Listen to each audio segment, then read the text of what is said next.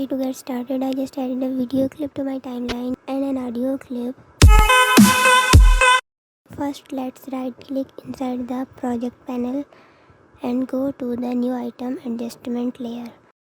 Drag the adjustment layer under the track above your video. Next, go over to the effects panel and type directional blur into the search box. Drag the directional blur effect under your adjustment layer on the timeline.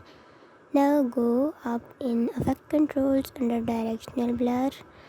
Change the blur length to 30. Okay. Back down to the timeline. Move to playhead to where you want your shake effect to start. I'll move mine to where my base comes in the position. Your adjustment layer so that it starts at the playhead.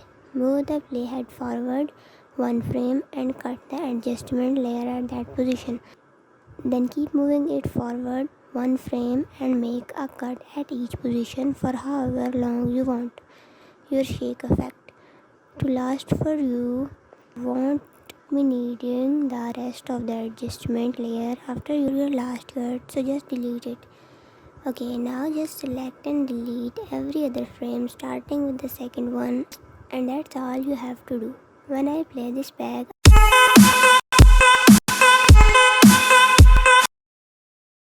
I have nice looking camera shake effect when my base comes in.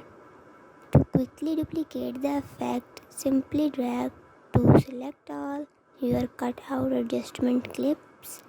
Then while holding down the Alt key, drag them to create duplicates. I'll just position these to where the base comes.